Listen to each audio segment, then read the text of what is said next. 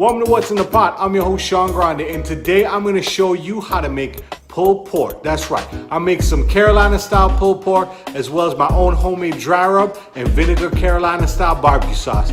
Don't forget to like, share, and subscribe. Thank you very much for tuning in to What's in the Pot. Welcome to What's in the Pot. So for my Carolina mop sauce, I'm going to start with half a cup of apple cider vinegar, and I'm also going to be going in with half a cup of regular white vinegar. Now there are some people that actually use just 1 full cup of apple cider vinegar or 1 full cup of just regular white vinegar. I like the mixture of both. I'm going in with 1 teaspoon of salt, and you can use any kind of table salt. I'm using sea salt, and I'm going to add 3 teaspoons of red chili pepper flakes. Now this, you can limit the amount of heat you want, so you don't have to use 3 teaspoons if you don't like it hot. I'm also going to be adding 2 teaspoons of black pepper and 1 teaspoon of this Trinidad hot sauce. Now this is more of like a habanero or a Scotch bonnet pepper sauce. Some people use like a Louisiana kind of hot sauce. You can use that if you don't want, or if you don't have the habanero type hot sauce. And I'm adding about 2 teaspoons of agave sauce to sweeten it up instead of sugar. I'm going to add about 2 tablespoons of ketchup from my tomato base. Now once we added all our ingredients, what we're going to do is we're going to give this a good whip. And we want to make sure we make this at least the night before, a couple days before. The longer these flavors marinate together, the better it's going to stay. You can use a pickling jar or any kind of jar you have on hand. As you can see, I have leftover jam jar. Remember, put this in the fridge overnight. It's going to taste amazing the next day. Now for my dry rub, I'm going to be using 2 tablespoons of brown sugar. I actually ran out of brown sugar, so I'm going to be substituting 1 of the tablespoons with white sugar, but go ahead and use 3 tablespoons of brown sugar if you have it in hand. 1 tablespoon of black pepper, 1 tablespoon of paprika, sweet or spicy, really up to you, and about 1.5 tablespoons of salt, and I'm using sea salt. You can use kosher salt. I'm also going to be adding 2 teaspoons of my homemade adobo seasoning. My homemade adobo seasoning actually has a little bit of garlic, a little bit of onion powder, has a little bit of everything, so you can find that recipe on my YouTube channel. We're also going to be adding 1 teaspoon of ground cumin powder, and I'm going to be adding some heat. Now this is my scorpion pepper powder I got from that island field. I'm adding 1/8 of a teaspoon because this stuff is really hot. You don't want to be too hot that you can't enjoy the pork, but you want that little bit of heat, and you're going to get that mixture of that sweet from the sugars and a little bit of that spice from the scorpion pepper powder. This is our final product. We're going to go ahead and start putting this on our pork. Now for my pork, this is my dry rub that I put in a leftover spice bottle that I had. So, you know, I always keep them extra spice bottles just in case you're going to need it. I'm also going to be using some yellow mustard.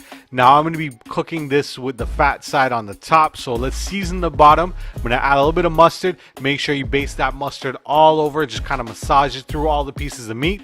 And then what we're going to do is generously add our dry rub. And to me, looking back at it, I should have added a little bit more dry rub, but go ahead and add as much as you want. What I'm also going to do is going to make sure we get that dry rub on every single piece of that meat. We want to make sure on all the sides it gets covered in that dry rub so it has all the flavor. Now I'm going to score the top of the pork. And remember, I'm cooking this fat side up, and I'm hoping it gets crispy. I saw on barbecue, right? He did kind of a similar thing, and he got some nice crispy bits. So that's my goal. Let's see how it comes out. But also for me, I think when we score it, we're going to let a little bit of that mustard flavor kind of soak into the meat, and also with our dry rub. So just like we did at the bottom, we're going to cover it up with some of that mustard, give it a nice rub, massage that mustard right into the top. And then what we're going to do is we're going to liberally, and I should have put a little bit more, as I said looking back when I did the bottom, but liberally put as much dry rub as possible on the top so it creates a nice crust. While we're finishing seasoning the pork, I have my pellet grill set to 250 degrees. I'm also going to be using a competition blend of lumberjack pellets. Now let's go ahead and pop this on the grill. I got the pork butt on the grill. Now I'm cooking it at 250 degrees, and I'm looking for internal temperature of 160 before we go ahead and wrap it. I'm also going to be basting it with that mop sauce on the hour just to make sure that it doesn't dry out. While we're cooking, Hurricane Sally decided to pass through Tampa, but we still kept on grilling. Everything was still intact. Everything was perfect. This is our pork at 160 degrees. It's about maybe 5.5 hours total cooking time right here. And now what we're going to do is we're going to go ahead and wrap this up. Before I go ahead and wrap this up, I'll be adding a generous amount of my mopping sauce. Some people put barbecue sauce. I like to add that mopping sauce because I'm going with a Carolina style barbecue. So you want to make sure you give it all those Carolina style flavors. And just make sure you wrap it real good. Make sure you wrap the pork so it seals in and locks in all the flavors, and it'll help with the cooking process towards the end. Now I did hit a little bit of a stall, but not too much, maybe about half an hour. So my total cooking time was almost 10 hours. And the main thing is, when you cook and pulled pork, when it's done, put it in a cooler or put it in the oven for about 90 minutes before you start taking it apart. And the main thing is you want to make sure that bone pops right out nice and easy. And that's what we have here.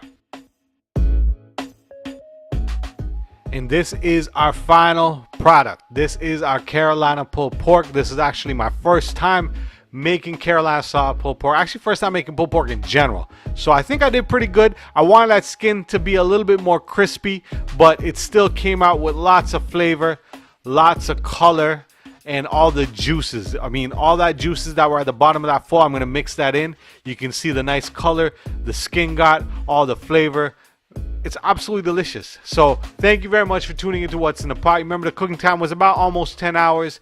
So all the ingredients will be in the description below. Thank you very much. Don't forget to like, share, and subscribe. Peace.